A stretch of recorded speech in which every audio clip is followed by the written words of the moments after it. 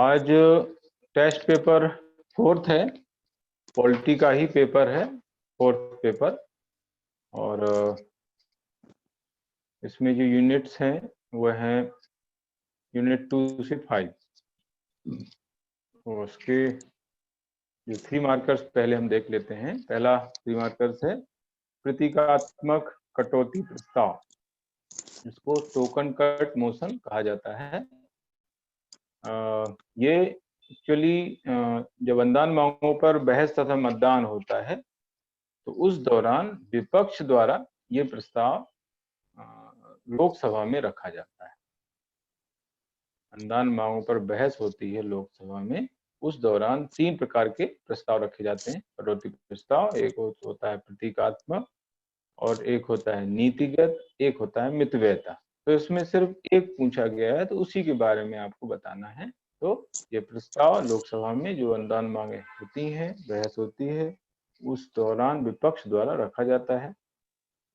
इसका खास कॉन्सेप्ट आपको बताना है, इसमें होता क्या है। तो इसमें जो है मांग की जो राशि होती है उसमें प्रतीक के रूप में 1 रुपए या 100 रुपए कम कर देने का प्रस्ताव होता है। मतलब यहाँ पर इम्पोर्टेंस पैसे का नहीं है, वो एक प्रतीकात्मक है, इसलिए इसको बोलते हैं प्रतीकात्मक। प्रतीक के रूप में 1 रुपए 100 रुपए कम कर देने का प्रस्ताव होता है। इसका जो मेन मकसद होता है कि कोई भी वित्तीय मुद्दा है, कोई फिजूल खर्ची वाला मुद्दा है, उसकी ओर सरकार का ध्यान आकृष्ट विपक्ष द्वारा किया जाता है। ये जो खर्चा है ये गलत खर्च है, इस पर सरकार को ध्यान देना चाहिए। तो इस पर्पज से ये प्रस्ताव लाया जाता है। इसमें 1 रुपए या 100 रुपए कम कर देने का प्रस्ताव रहता है। ये क्वेश्चन पहला हो गया। दूसरा है केंद्रीय लोक लेखा समिति की स्थापना कब की गई, इसका अध्यक्ष कौन होता है, इसके वर्तमान अध्यक्ष का नाम लिखिए। 3 चीजें इसमें पूछी गई हैं। तो स्थापना 1923 में हुई, और ज्यादा से ज्यादा आप अधिनियम का नाम लिख सकते हैं कि 1919 के अधिनियम के इसकी स्थापना हुई। अध्यक्ष कौन होता है, तो अध्यक्ष विपक्ष का कोई नेता होता है। 1969 से ये व्यवस्था शुरू हुई। 1969 से पहले ऐसा कोई डिसाइड नहीं हुआ करता था कि सत्तारूढ़ दल का होगा या विपक्ष का होगा, लेकिन 1969 से लगातार ये एक परंपरा बन गई है कि विपक्ष का कोई नेता जो है इस समिति का सदस्य होता है। और वर्तमान इसके अध्यक्ष कौन है, तो अधीर रंजन चौधरी हैं, नाम उनका लिख देना है ना। अध्यक्ष का जो है मनोनयन स्पीकर द्वारा किया जाता है, ये इसमें लिखा हुआ है, आप लिख सकते हैं, नहीं तो कोई जरूरी नहीं। जो चीज पूछी जाती है सिर्फ उसी के बारे में हमें लिखना होता है। 3 महत्वपूर्ण संस्थान मध्य प्रदेश के बताना है, ये अगला क्वेश्चन है 3 नंबर का। तो 3 एक्चुअली 3 कोई भी नहीं बताना, 3 महत्वपूर्ण बताना है ना, जो इम्पोर्टेंट है। उसमें सबसे महत्वपूर्ण तो आरसीबीपी, जैसे आपको पूछ लिया कि भाई मध्य प्रदेश का सबसे महत्वपूर्ण प्रशिक्षण संस्थान कौन सा है, तो आपको ये आरसीबीपी लिखना है। आरसीबीपी नरोन्ना प्रशासनिक अकेडमी, ये जो है सबसे मेन है। जैसे भारत का लाल बहादुर शास्त्री राष्ट्रीय प्रशासनिक अकेडमी मसूरी है, वैसे ही मध्य प्रदेश का सबसे प्रमुख है आरसीबीपी नरोन्ना प्रशासनिक अकेडमी भोपाल।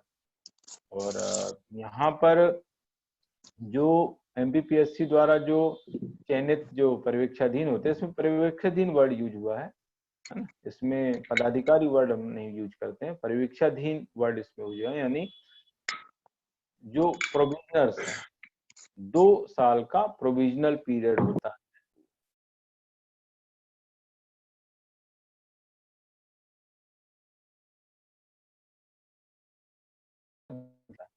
तो 40 दिन का उनको आधारभूत प्रशिक्षण यहाँ पर दिया जाता है, ये मेन है। और फिर आगे नायब तहसीलदार, डिप्टी कलेक्टर, उनको व्यवसायिक प्रशिक्षण भी यहाँ पर बाद में दिया जाता है। जवाहरलाल नेहरू पुलिस एकेडमी सागर में बहुत पुरानी है, 1906 में स्थापित है। यहाँ पर पहले डीएसपी को ट्रेनिंग दी जाती थी, एसआई वगैरह, लेकिन अब डीएसपी को ट्रेनिंग यहाँ पर नहीं दी जाती, अब एसआई सूबेदार को ट्रेनिंग दी जाती है। डीएसपी को ट्रेनिंग देने के लिए 2003 में एक नया पुलिस प्रशिक्षण संस्थान बना था, जिसका नाम है एकीकृत पुलिस प्रशिक्षण संस्थान, 2013 में बना है। और यहाँ पर अब डीएसपी को ट्रेनिंग दी जा रही है ना। और ये जो ट्रेनिंग इंस्टीट्यूट है, पुलिस ट्रेनिंग इंस्टीट्यूट, ये सरदार वल्लभ भाई पटेल जो पुलिस एकेडमी है देहरादून में, उसके तर्ज पर इसको स्थापित किया गया है, ये खास बात है। सॉरी, हैदराबाद गलत बोल गया, राष्ट्रीय सॉरी सरदार वल्लभ भाई पटेल राष्ट्रीय पुलिस एकेडमी, ये हैदराबाद में, देहरादून बोल गया, देहरादून में वन संरक्षण संस्थान है और पुलिस का हैदराबाद तेलंगाना में है। तो उसके तर्ज पर एकीकृत पुलिस प्रशिक्षण संस्थान भोपाल की 2013 में स्थापना हुई है और यहाँ पर डीएसपी को ट्रेनिंग दी जाती है। न्यू डेवलपमेंट बैंक को समझाइए, क्वेश्चन है। न्यू डेवलपमेंट बैंक जो है ये ब्रिक्स देशों का बैंक है। ब्रिक्स जो संगठन है, BRICS है, BRICS ब्रिक्स, ब्राजील,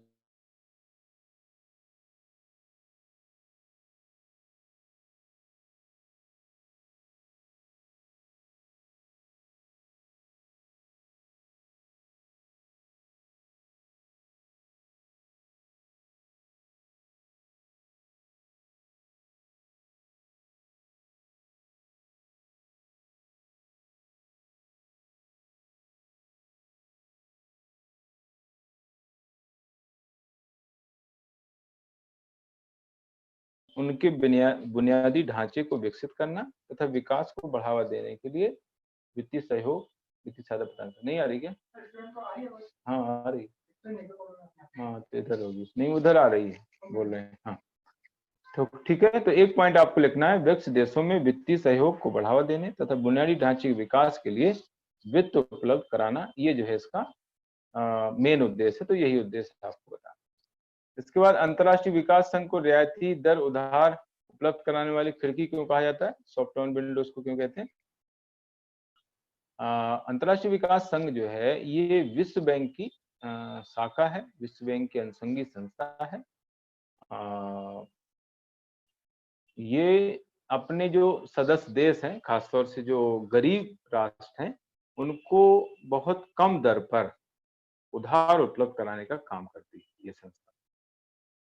मतलब सभी को उधार उपलब्ध नहीं कराती है, जो गरीब विकासशील देश हैं उनको बहुत ही कम रेट पर उधार उपलब्ध। हालांकि इसमें ब्याज दर बिल्कुल नहीं लगती है, थोड़ा सा सर्विस टैक्स लिया जाता है, बाकी ब्याज दर टोटल 0% होती है। और जो $1175 अमेरिकी डॉलर, 1175 अमेरिकी डॉलर से कम जिनकी प्रति व्यक्ति सकल राष्ट्रीय आय है, ऐसे विकासशील देशों को ये उधार उपलब्ध कराता है। भारत सबसे पहले इससे इस तरह का उधार प्राप्त करने वाला देश माना जाता है, फिर चाइना। लेकिन अब जो है भारत यहाँ से उधार नहीं ले सकता, क्योंकि भारत की जो प्रति व्यक्ति सकल राष्ट्रीय आय है वो ज्यादा हो गई है, तो भारत को उधार यहाँ से नहीं मिलेगा। गरीब विकासशील देशों को, गरीब राष्ट्रों को उधार यहाँ से मिलता है। ये लिखना है, स्थापना वगैरह अगर लिखना चाहो तो लिख सकते हैं, बाकी मेन जो पॉइंट है वही है, क्वेश्चन वही पूछा गया, स्थापना 1960। और मुख्यालय वही, विश्व बैंक का मुख्यालय जो है वही, इसका मुख्यालय वाशिंगटन DC यूएस। इसके बाद केंद्रीय गृह मंत्रालय के अधीन कार्यरत 3 महत्वपूर्ण जो अर्धसैनिक बल हैं उनका उल्लेख करना है। उनके देखो, उनका नाम लिखना है, गृह मंत्रालय के अधीन जो काम करते हैं, और उनकी स्थापना अगर आपको याद हो, मेन उनका जो काम है, उनका जो क्षेत्र है वो याद रखना है। तो असम राइफल्स जो है ये सबसे प्राचीन अर्धसैनिक बल है देश का, हमारे भारत का। और ये पूर्वोत्तर जो राज्य है उनकी आर्थिक सुरक्षा के लिए इसको गठित किया गया। पूर्वोत्तर राज्यों में आर्थिक सुरक्षा, वहां पर शांति व्यवस्था बनाए रखने के लिए इसका गठन हुआ है। सीमा सुरक्षा बल, ये जो है सीमाओं पर जो घुसपैठ होती है, सीमाओं से घुसपैठ जो है अंदर जो होती है उसको रोकने के लिए इसको गठित किया गया है। नाम से स्पष्ट हो उसका। वैसे तो असम राइफल्स असम पूर्वोत्तर में, वहां से भी स्पष्ट। केंद्रीय रिजर्व पुलिस बल, ये जो है सबसे बड़ा संगठन अर्धसैनिक बल है, देश का सबसे बड़ा अर्धसैनिक बल है CRPF, और 1939 में इसकी स्थापना हुई। और इसका जो मेन काम होता है वो है देश में कानून व्यवस्था बनाए रखना। अगर देश में कहीं भी कानून व्यवस्था बिगड़ जाती है और उसको नियंत्रित करने में पुलिस बल जो है असफल हो जाता है, तो वहां पर CRPF को तैनात किया जाता है। देश के अंदर कहीं दंगे हो जाते हैं, आतंकवादी गतिविधियां कहीं जो है हो जाती हैं, तो वहां पर जो है CRPF के जवानों को तैनात किया जाता है। ये है 3 इसके अर्धसैनिक बल। Balakot air strike, Balakot air strike जो है ये भारतीय जो वायुसेना का मिराज विमान है उसके द्वारा किया गया ये मिशन था। और ये एक्चुअली पुलवामा हमला जो हुआ था, पुलवामा हमले में सीआरपीएफ के जवानों पर हमला किया गया था, तो कुछ सीआरपीएफ जवान उसमें मारे गए थे। 14 फरवरी 2019 की घटना है ये। तो इस घटना का बदला लेने के लिए 26 फरवरी 2019 को ये बालाकोट एयर स्ट्राइक की घटना हुई थी। और पंजाब में जो बालाकोट है, सॉरी पाकिस्तान का जो बालाकोट है, वहां पर जैसे मोहम्मद के आतंकी जो कैंप हैं, उनको जो है मिराज 2000 ने तबाह कर दिया था। बहुत सारे इसमें आतंकी जैसे मोहम्मद के मारे गए थे। तो ये पुलवामा हमले की बदले की घटना है, उसको बदला लेने के लिए ये एयर स्ट्राइक की गई थी। इसके बाद राष्ट्रीय जांच एजेंसी संशोधन अधिनियम 2019 के तहत आईएनए को कौन से नए अधिकार सौंपे गए? नए क्वेश्चन है दोनों। राष्ट्रीय जांच एजेंसी एक्चुअली जो है, ये मुंबई जो हमला हुआ था उसको ध्यान में रखते हुए 2018 में हुआ था मुंबई हमला, सॉरी 2008 में हुआ था, 2009 में जो इसका गठन हो गया था आईएनए का। और एनआईए का जो गठन है, नेशनल इन्वेस्टिगेशन एजेंसी, इसका गठन 2009 में किया गया था मुंबई हमले को ध्यान में रखते हुए। और जो पहले सीबीआई के अधिकार थे, उन अधिकारों को इसको सौंप दिया गया। लेकिन अभी 2019 में इसको कुछ और अधिकार दिए गए। पहले से इसको सीबीआई संबंधी कुछ अधिकार, जैसे आतंकवादी गतिविधियों की जांच यही करता है, बम विस्फोट वगैरह जो होते हैं देश में उसकी जांच ये करता है, जाली नोटों का जो कारोबार है, आतंकवादियों को सहायता करने के मामले हैं, ये सारे मामले आज राष्ट्रीय जांच एजेंसी एनआईए देखता है। लेकिन कुछ और इसको अभी अधिकार शक्तियां सौंपी गई 2019 में। जैसे विदेशों में कोई भारतीय रह रहे हैं, उनके खिलाफ कोई गंभीर अपराध होता है तो उसकी जांच इसके द्वारा की जाती है ना।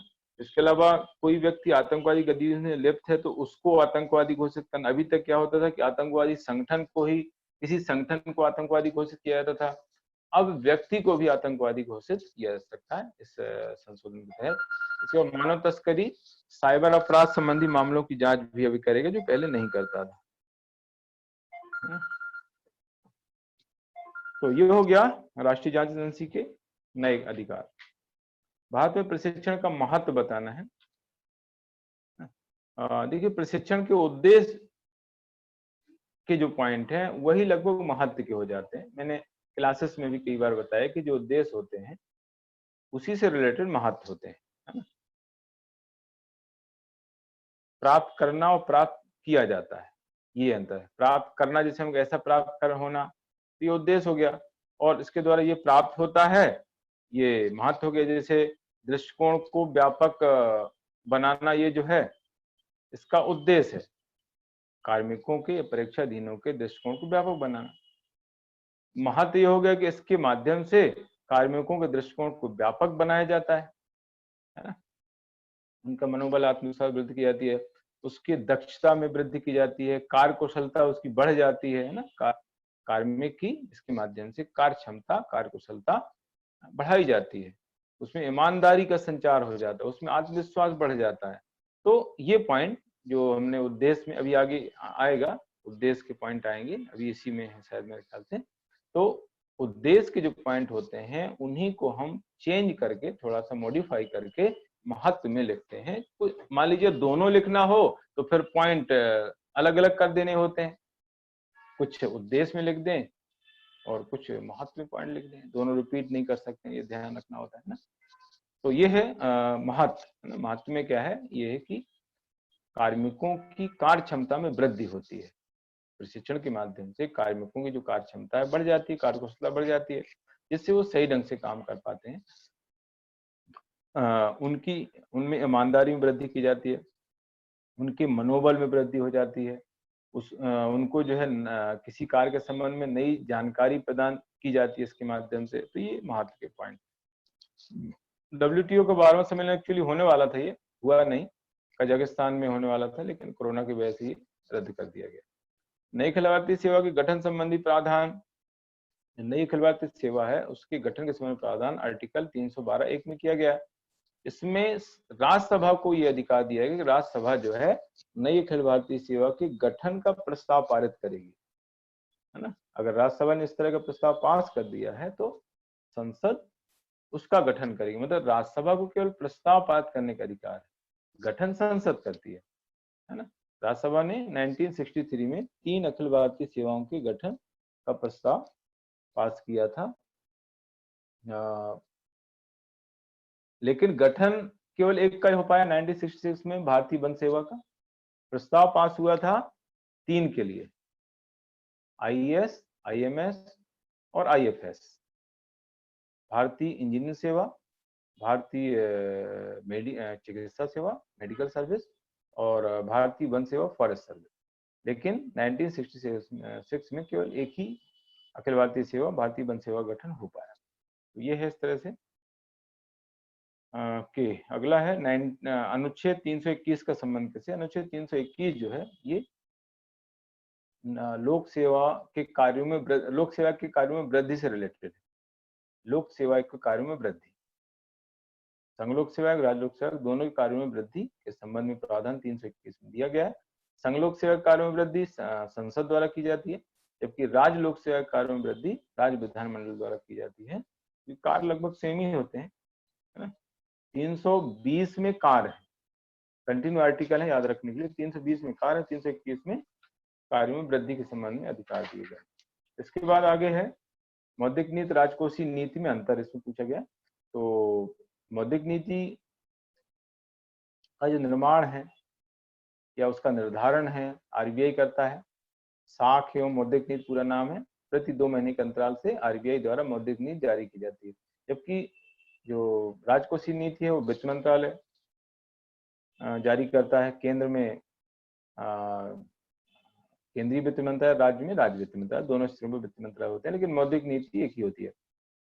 इसके द्वारा बैंकों द्वारा जो उधार दिया जाता है उसको नियंत्रित किया जाता है, और राजकोषीय द्वारा जो है सरकार के जो आय व्यय हैं उनका इसमें विवरण रहता है। मौद्रिक नीति का उद्देश्य है साख को नियंत्रित करना। जो साख मतलब साख का नियंत्रण का मतलब होता है बैंकों द्वारा जो लोगों को उधार दिया जाता है उसको नियंत्रित करने का जो मेन उद्देश्य है वो मौद्रिक नीति का है ना। बैंक जो है ज्यादा उधार ना दें, लिमिटेड उधार दें, इतना उधार दें कि उनको वापस मिल सके। तो इसका नियंत्रण करना ये मौद्रिक नीति का उद्देश्य होता है। जबकि राजकोषीय नीति का उद्देश्य है सरकार की आय तथा व्यय का प्रबंध करना, है ना। सरकार का जो आय व्यय है उसका प्रबंध करना, राजस्व संग्रहण है ना, व्यय का निर्धारण है, ये जो है इसका उद्देश्य होता है राजकोषीय नीति। मौद्रिक नीति मॉनेटरी पॉलिसी, राजकोषीय नीति फिस्कल पॉलिसी। मौद्रिक नीति मुद्रा से रिलेटेड, ऐसे उसको समझना है। मौद्रिक नीति जो होती है वो मुद्रा से रिलेटेड होती है। राजकोषीय नीति वो वित्त से रिलेटेड होती है ना। इसमें उधार है, सरकार द्वारा उधार लिया जाता है, उधार का ब्यौरा रहता है। सरकार को कितनी करों से कितनी आय हो रही है, अन्य जगह से कितनी आय हो रही है, सरकार का टोटल व्यय कितना है ना। तो ये सारी चीजें राजकोषीय नीति में दर्शाई जाती है। लेखा परीक्षण, लेखा परीक्षण के प्रकार इसमें पूछे गए हैं। तो 2 प्रकार इसमें रह गए, वित्तीय लेखा परीक्षण, निष्पादन लेखा परीक्षण। वित्तीय लेखा परीक्षण में जो है जो भी वित्तीय संबंधी जानकारी होती है उसकी जांच की जाती है कि जो वित्तीय सूचना दी गई है वो सही है कि नहीं सही है, ये इसमें देखा जाता है वित्तीय लेखा परीक्षण में। निष्पादन लेखा परीक्षण में जो है परफॉर्मेंस देखा जाता है, जो विधायिका द्वारा जो भी डिसाइड किया गया था उद्देश्य, उसके अनुरूप जो है परफॉर्मेंस हुआ है कि नहीं हुआ है, ये निष्पादन लेखा परीक्षण। निष्पादन का मतलब होता है परफॉर्मेंस। इसमें जो भी विधायिका ने उद्देश्य तय किया था उसके अनुरूप ही जो है लाभ मिला है कि नहीं मिला है, परिणाम मिला है कि नहीं मिला है, ये इसमें देखा जाता है। उसको बोलते हैं निष्पादन लेखा परीक्षण। और इसी के आधार पर कार्य निष्पादन बजट भी बनता है। कार्य निष्पादन बजट और निष्पादन लेखा परीक्षण रिलेटेड है। जो भी डिसाइड हुआ था रिजल्ट, उस रिजल्ट के अनुरूप जो है फायदा, जो लक्ष्य डिसाइड हुआ था उस लक्ष्य के अनुरूप जो है फायदा हुआ है कि नहीं हुआ, रिजल्ट मिला है कि नहीं मिला, ये निष्पादन लेखा परीक्षण देखा जाता है। वित्तीय लेखा परीक्षण देखा जाता है कि जो वित्तीय जानकारी है, यानी जो आय व्यय संबंधी जानकारी है वो सही है ना? सही जो भी उसमें दस्तावेज से लेखा होता है, लेखा की जांच लेखा परीक्षण कहलाती है। तो लेखा में दर्शाया जाता है कि यहाँ से इतना आय, इतनी यहाँ से इतनी आय हुई और यहाँ पर इतना व्यय हो गया। तो उसमें वित्तीय लेखा परीक्षण में देखा जाता है कि जो आय व्यय दर्शाया गया है वो सही है, उसमें कोई त्रुटि नहीं है, तो ये वित्तीय लेखा परीक्षण हो गया। निष्पादन लेखा परीक्षण में जो लक्ष्य तय किया गया था, उस लक्ष्य के अनुरूप जो है रिजल्ट मिला है कि नहीं मिला है, विधायिका जो है एक तय कर देती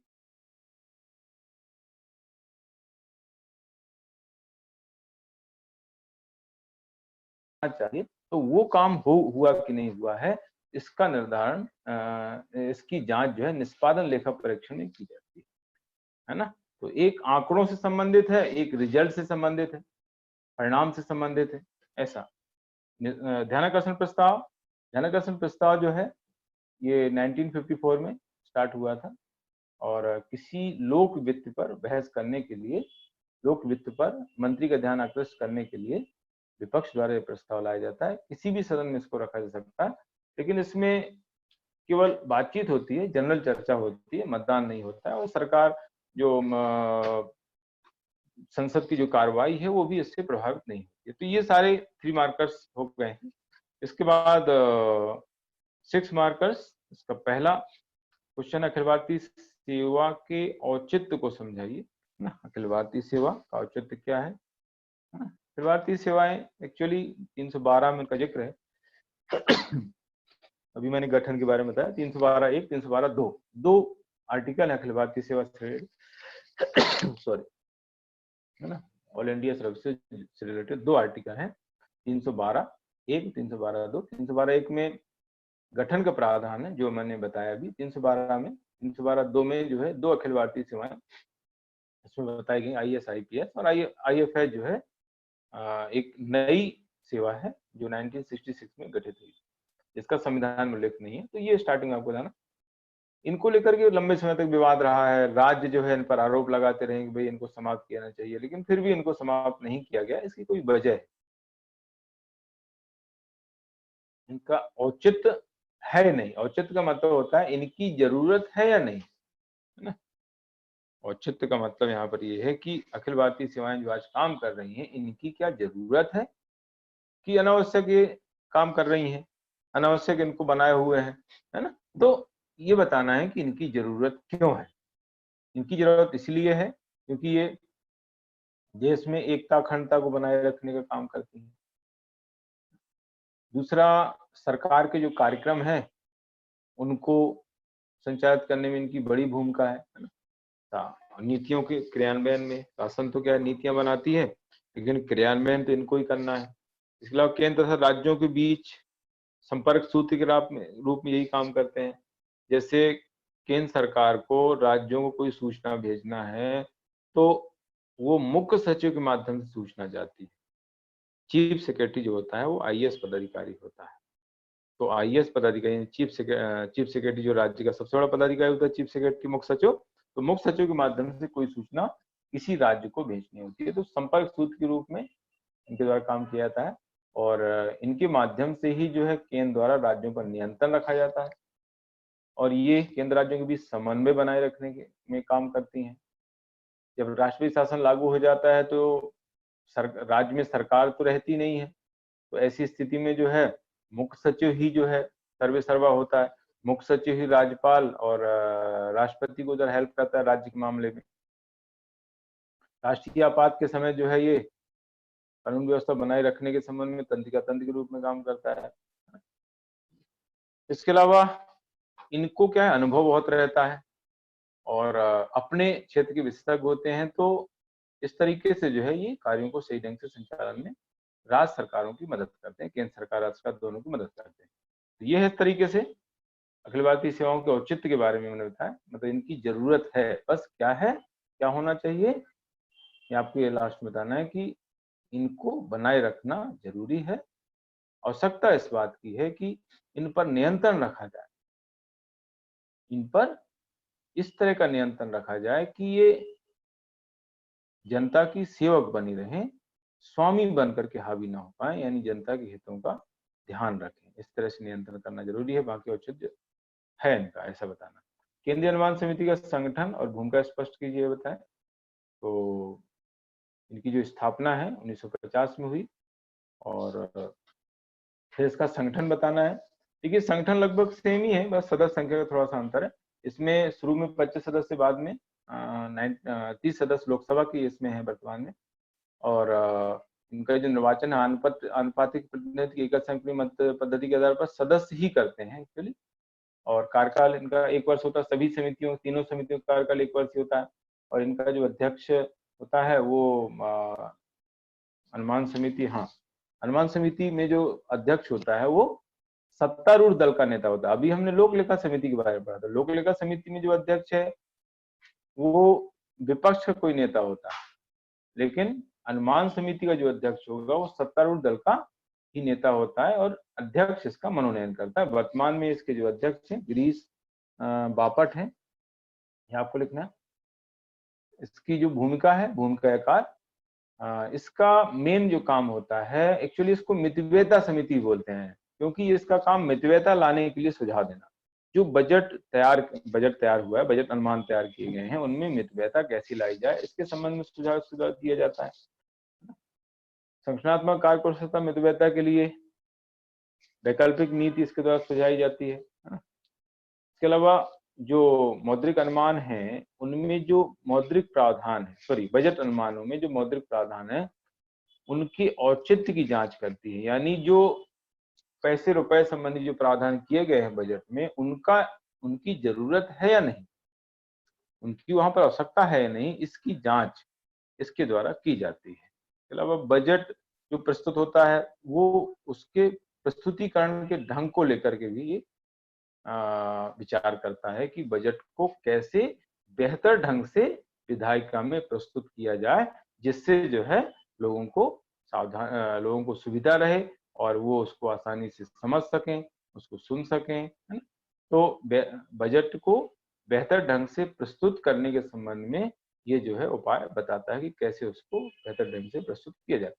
सभी समितियों में ये पॉइंट लास्ट लिखा जाता है कि स्पीकर द्वारा जो सौंपे जाएंगे उनकी जांच इसके द्वारा की जाती है। तीनों समितियों में सेम पॉइंट है कि स्पीकर द्वारा सौंपे गए कार्यों के संबंध में जांच करना, और तीनों समितियां अपना प्रतिवेदन स्पीकर को देती हैं। तो 2-3 पॉइंट तो कॉमन ही है, चाहे कोई भी समिति है ना। तो ये है इस तरीके से वित्त पर संसदीय नियंत्रण के महत्वपूर्ण साधन के रूप में सीएजी की भूमिका इसमें बताना है ना। सीएजी की भूमिका, सीएजी पिछले बार बड़े में आया था ना, लॉन्ग क्वेश्चन पूछ लिया गया। सीएजी एक्चुअली ये जो पद है इंडिया में, ये ब्रिटेन से आया है, और ब्रिटेन यहाँ पर जो है भारत शासन अधिनियम 1919 में जो है इसका सृजन हुआ, लेकिन उस समय इसका नाम था महालेखा परीक्षक। 1950 में जब संविधान में इसको जोड़ा गया तो इसमें नियंत्रक वर्ड जोड़ दिया गया। आज इसको कहते हैं नियंत्रक एवं महालेखा परीक्षक, लेकिन स्टार्टिंग में इसको महालेखा परीक्षक ही कहा जाता था। भारतीय संविधान में 148 से 151 तक इसको जगह दी गई है, यहाँ तक इसका उल्लेख है। और अभी जो सीएजी है गिरीश चंद्र मुर्मू है ना, ये जम्मू कश्मीर के उपराज्यपाल थे, तो उनको यहाँ पर सीएजी बनाया गया है ना। इसके बाद इसकी भूमिका में एक्चुअली ये मेन इसकी भूमिका है लेखा परीक्षण करना। 1976 के पहले क्या करता था, लेखांकन लेखा परीक्षण दोनों कार्य करता था। 1976 में एक अधिनियम लाया गया जिसका नाम है लेखांकन लेखा परीक्षण अधिनियम 1976। उसके तहत इसको लेखांकन के काम से मुक्त कर दिया गया। लेखा परीक्षण काम ये कर रहा है, केंद्र और राज्य दोनों के लेखाओं का लेखा परीक्षण आज कर रहा है। लेकिन राज्यों का लेखांकन अभी भी ये देखता है, राज्य का जो महालेखाकार होता है उसको जो है ये इस काम के लिए निर्देश देता है। मेन काम इसका लेखा परीक्षण है, केंद्र और राज्य दोनों के लेखाओं का लेखा परीक्षण करता है, लेकिन राज्यों के लेखांकन का दायित्व भी इस पर अभी है। ठीक है, 2 मेन काम है इसके, नियंत्रक के रूप में इसका काम और महालेखा परीक्षक के रूप में इसका काम। नियंत्रक के रूप में इसका काम ये देखना होता है कि जो भी धन निकाला जा रहा है संचित निधि से, वो नियम पूर्वक निकाला जा रहा है कि नहीं, विधि पूर्वक निकाला जा रहा है कि नहीं। महालेखा परीक्षक रूप में इसका काम देखना होता है कि ये जो है, जो भी व्यय हो रहा है उसमें संसद ने जो विनियोजन विधेयक पारित किया है उसके तहत हो रहा है कि नहीं, उसका पालन हो रहा है कि नहीं हो रहा है व्यय में। विनियोजन विधेयक जो होता है उसमें ये प्रावधान रहता है कि किस काम में कितना खर्च होना है, वो लिमिट उसमें तय की जाए। तो विनियोजन विधेयक में जो लिमिट तय की गई है, जो डिसाइड किया गया है व्यय, उसी के तहत व्यय हुआ है, उसी काम के लिए उतना व्यय हुआ है कि नहीं हुआ है ना। तो इसमें लिखा रहता है कि महालेखा परीक्षक के रूप में इसका काम कि वो यह देखता है कि कोई भी व्यय संसद द्वारा पारित किए गए विनियोजन विधेयक के तहत हुआ है कि नहीं हुआ, यानी उसका पालन हुआ है कि नहीं हुआ। क्योंकि विनियोजन विधेयक में ये मेंशन रहता है कि किस काम के लिए कितना व्यय निर्धारित है, किस काम में कितना व्यय निर्धारित है। तो ये देखता है कि जिस काम में जितना व्यय निर्धारित है उतना ही हुआ है कि नहीं हुआ है, उससे ज्यादा तो नहीं हो गया है ना। तो ये है इसका महालेखा परीक्षक के रूप में काम। इसके अलावा कितने भी केंद्र राज्य की जो संचित निधि, आकस्मिक निधि, उससे जितना भी खर्च होता है उसकी जांच इसके द्वारा की जाती है ना। वित्त मंत्रालय के बजट निर्माण में जो है ये सहायता करता है, लेखा कौशल उपलब्ध कराता है, क्योंकि इसकी जो रिपोर्ट है उसकी जांच लोक लेखा समिति करती है ना। इसकी जांच लोक लेखा समिति करती है, तो लोक लेखा समिति को यह उसके कार्य में हेल्प करता है, इसलिए इसको कहते हैं लोक लेखा समिति का मित्र, मार्गदर्शक तथा परामर्शदाता रूप में इसके द्वारा काम किया जाए। तो ये हो गया। इसके बाद विश्व बैंक तथा अंतर्राष्ट्रीय मुद्रा कोष का तुलना करना। मैंने आप लोगों को बताया कि तुलना मतलब समानता भी लिखना है, उसमें असमानता भी लिखना है। तो इसमें दोनों चीजें बताई गई हैं। दोनों की स्थापना एक ही साथ हुई है, एक ही सम्मेलन, ब्रेटन वुड्स सम्मेलन के तहत जुलाई 1944। इसमें कहीं 45 भी सन मिलता है कहीं कहीं बुक में, तो ध्यान रखें, सही वैसे यही है। कहीं कहीं जो है जुलाई 1940 दिसंबर 1945 भी दोनों की स्थापना का सन मिलता है, लेकिन जुलाई 1944 ही ज्यादा सही इसका सन है, ध्यान रखना है आप लोगों को, है ना। इसलिए मैंने इसको मेंशन किया है। नोट्स में शायद हमारे वो लिखा हुआ है तो उसको करेक्ट करवाना पड़ेगा। ये सही है जो सर्च किया है। और दोनों की सदस्य संख्या सेम ही होती है। आईएमएफ का जो सदस्य होता है वो विश्व बैंक का भी सदस्य होता है, 189 सदस्य है। दोनों का मुख्यालय सेम ही है, यानी स्थापना, सदस्य संख्या, मुख्यालय और सम्मेलन ये समानता है। और भारत संस्थापक सदस्य दोनों का है, शुरू से ही भारत सदस्य रहा है। दोनों के उद्देश्य को लेकर के फर्क है। जो विश्व बैंक का उद्देश्य है, सदस्य जो देश हैं उनमें आर्थिक पुनर्निर्माण तथा विकास को बढ़ावा देना। विश्व बैंक का उद्देश्य ऐसी प्रणाली विकसित करना जिस सदस्य देशों में विदेशी विनिमय की सुविधा हो और उनमें जो प्रतिकूल भुगतान संतुलन उसको अनुकूल बनाया जा सके। सदस्य देशों में जो प्रतिकूल भुगतान संतुलन है उसको अनुकूल बनाने के लिए ये काम करता है, इसका उद्देश्य है। इसके अलावा जो विश्व बैंक है वो लंबी अवधि के लिए उधार देता है, क्योंकि विकास कार्यों के लिए उधार देता है। तो विकास कार्य इतनी जल्दी तो होते नहीं है, विकास कार्य में समय लगता है। तो विश्व बैंक जो है विकास कार्यों के लिए जो उधार देता है, पुनर्निर्माण के लिए उधार देता है, वो दीर्घकालिक होता है, लॉन्ग टर्म लोन उसको कहते हैं। दीर्घकालिक मतलब 1 वर्ष या उससे अधिक अवधि का जो ऋण होता है उसको बोलते हैं दीर्घकालीन ऋण। आईएमएफ चूंकि भुगतान जो असंतुलन है उसको संतुलित करना है, प्रतिकूल भुगतान संतुलन उसको अनुकूल बनाना है, तो इसके लिए ये कम समय के लिए उधार देता है, अल्प अवधि के लिए उधार। अल्प अवधि मतलब होता है 1 रात से लेकर के 1 वर्ष से कम, 1 रात से लेकर 1 वर्ष से कम अवधि जो होती है उसको बोलते हैं शॉर्ट टर्म लोन, अल्प अवधि ऋण। ठीक है, तो ये इस तरीके से समय कार्यों में जो विश्व बैंक है ये दीर्घकालिक पूंजी विनियोग को प्रोत्साहित करता है, लंबी अवधि के लिए पूंजी विनियोग को प्रोत्साहित करता है। और आईएमएफ अंतर्राष्ट्रीय मौद्रिक सहयोग को प्रोत्साहित करता है। सभी देशों के बीच जो है मुद्रा का लेन देन सही ढंग से हो उसको बोलते हैं अंतर्राष्ट्रीय मौद्रिक सहयोग, उसको प्रोत्साहित करने का इसका काम होता है। इसके अलावा जो परियोजनाएं हैं, प्रोजेक्ट्स वगैरह जो होते हैं चाहे वो बड़ा हो चाहे छोटा हो, उसके लिए उधार उपलब्ध करने का काम विश्व बैंक का है। इसके अलावा देशों में तकनीकी सहायता प्रदान करने का इसका काम है। विनिमय दरों में स्थिरता लाना ये विश्व बैंक का काम होता है। इसके अलावा अंतर्राष्ट्रीय व्यापार का संतुलित विकास करना ये विश्व बैंक का काम है। तो ये इस तरीके से कार्यों के पॉइंट आपको अलग लिखना। अब आगे आता है संघ लोक सेवा आयोग के अध्यक्ष सदस्यों की स्वतंत्रता की सुरक्षा के लिए संवैधानिक प्रावधान।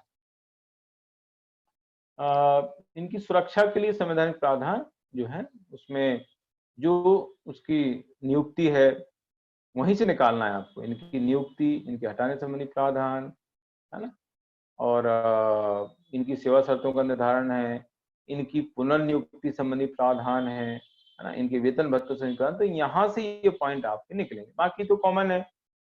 प्रावधान कहाँ पर है? गठन, इनके गठन का प्रावधान भाग 14 के 315 में किया गया है। वहीं पर राज्य लोक सेवा आयोग का भी है, वहीं पर संघ लोक सेवा आयोग का भी है। गठन 1950 में सभी जानते ही हैं, है ना। तो इनकी मेन जो चीज हमें लिखना है वो स्वतंत्रता संबंधी प्रावधान। तो उसमें इनकी जो नियुक्ति होती है राष्ट्रपति करते हैं, है ना। देश का सबसे बड़ा जो पदाधिकारी है राष्ट्रपति, वो जो है इनकी नियुक्ति करता है। और टाइम अवधि फिक्स ऐसा नहीं कि कभी भी हटा देंगे। 6 वर्ष से 65 वर्ष इनको इनका कार्यकाल डिसाइड किया गया है। और ये जो है उसी पद पर दोबारा नियुक्त नहीं हो सकते। ये सबसे बड़ा पॉइंट है इनकी स्वतंत्रता के संबंध में।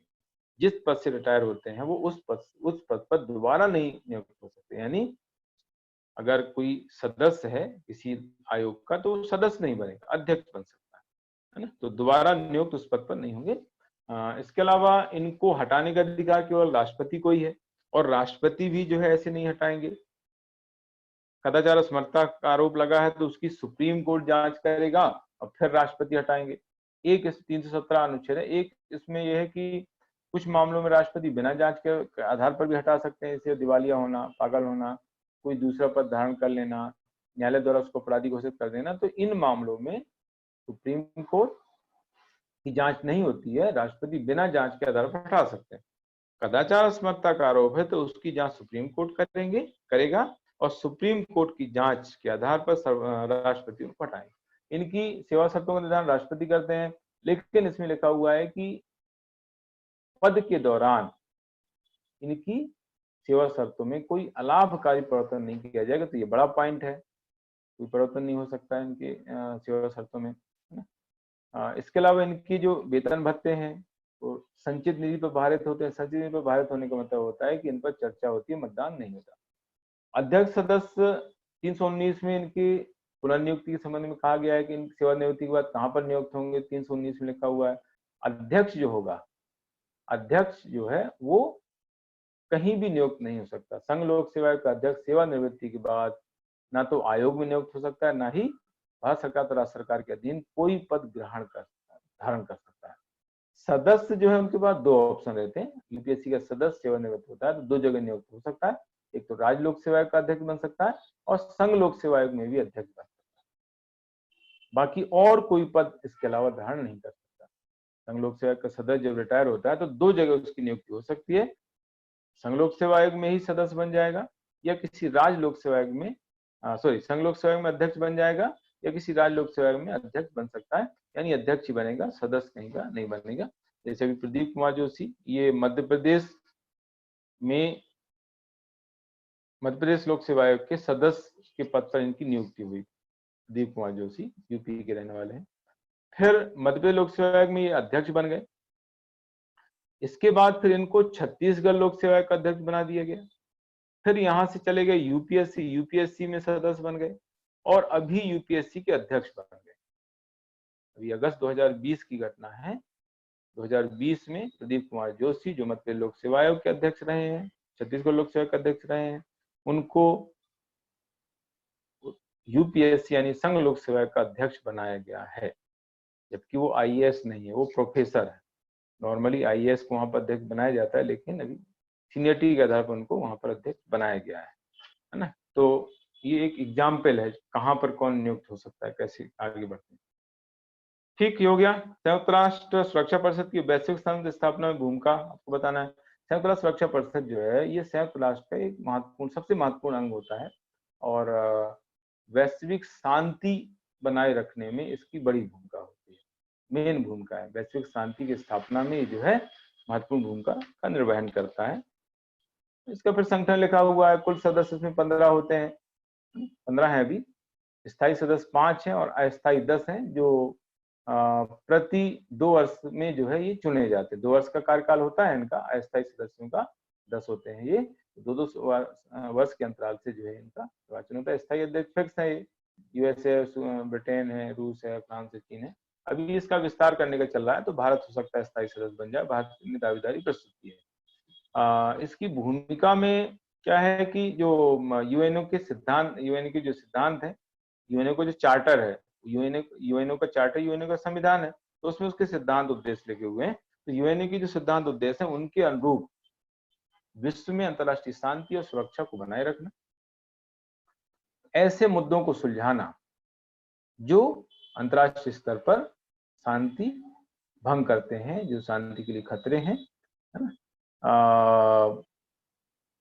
ऐसे विवादों को निपटाने के लिए समझौता करना और उनकी शर्तें डिसाइड करना कि कैसे समझौता होगा, उसकी शर्तें डिसाइड की जाती हैं, है ना। शस्त्रों की नियमन संबंधी व्यवस्था इसके द्वारा की जाती है। आक्रमणकारी जो देश होते हैं उनके विरुद्ध सैन्य कार्रवाई की जाती है। आक्रामक जो है, आक्रमणकारी जो दूसरे देशों पर आक्रमण कर रहे हैं, उनके खिलाफ जो है सैन्य कार्रवाई यूएनओ द्वारा संयुक्त राष्ट्र सुरक्षा परिषद द्वारा की जाती है।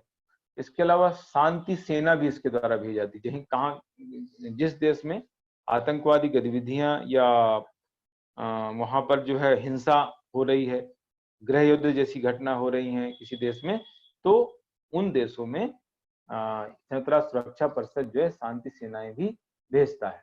ठीक है, तो इस तरीके से जो है ये इसका पुलिसमैन जैसा काम होता है। अंतर्राष्ट्रीय सुरक्षा परिषद जो है, चूंकि कानून व्यवस्था बनाए रखना, शांति व्यवस्था बनाए रखना चूंकि पुलिस का काम भी है, तो इसलिए इसको दुनिया की पुलिस कह दिया गया है। दुनिया का पुलिसमैन इसको कह दिया गया, क्योंकि दुनिया में शांति व्यवस्था बनाए रखने का इसका काम है, और ये काम चूंकि पुलिस का होता है तो इसको कह दिया गया दुनिया का पुलिसमैन। एमपी के महालेखाकार एजी के कार्यों का विश्लेषण करना। एजी यानी महालेखाकार, ऑडिटर अकाउंटेंट जनरल बोलते हैं। एक होता है महालेखा परीक्षक, जैसे नियंत्रक महालेखा परीक्षक, और ये है महालेखाकार। इंग्लिश में शॉर्ट में दोनों एजी, उसको ऑडिटर जनरल बोलते हैं, महालेखा परीक्षक को, महालेखाकार को बोलते हैं अकाउंटेंट जनरल। इसके लिए जो वर्ड है फुल फॉर्म एजी का, अकाउंटेंट जनरल। ठीक है, तो सीएजी के जो कार्य उनको सहायता प्रदान करने के लिए भारत शासन अधिनियम 1935 है, उसके तहत इसको स्थापित किया गया। प्रत्येक राज्य में महालेखाकार काम करता है, और मध्य प्रदेश में 1985 में स्थापित हुआ। ग्वालियर में इसका मेन कार्यालय है, मुख्यालय है, इसको लेखा परीक्षा भवन कहा जाता है, और भोपाल में इसका शाखा कार्यालय। उप महालेखा परीक्षक जो है भोपाल में बैठता है। उप महालेखाकार महालेखाकार बैठता है ग्वालियर में, उप महालेखाकार बैठता है भोपाल में, जिसका कार्यालय शाखा कार्यालय के नाम से जाना जाता है ना। उद्देश्य ये है एक्चुअली लेखांकन, लेखा परीक्षण के माध्यम से पारदर्शिता तथा सुशासन की भावना को प्रोत्साहित करना है इसका मेन उद्देश्य। राज्य में लेखांकन तथा लेखा परीक्षण के माध्यम से पारदर्शिता सुशासन की स्थापना करना इसका मेन उद्देश्य है। मेन काम इसका ये है कि जो सरकार के प्रतिष्ठान हैं, सरकार के विभाग मंत्रालय हैं, और राज्य में केंद्र के विभाग मंत्रालय हैं, उनका लेखा परीक्षण करना इसका मेन काम है ना। तो मेन काम क्या है? राज्य के विभागों तथा केंद्र के राज्यों में स्थित विभागों के लेखाओं का लेखा परीक्षण करना इसका मेन काम है ना। अन्य कार्यों में जो है इसके द्वारा जो 2 प्रकार के लेखे होते हैं, एक होता है वित्त लेखा, एक विनियोजन लेखा होता है।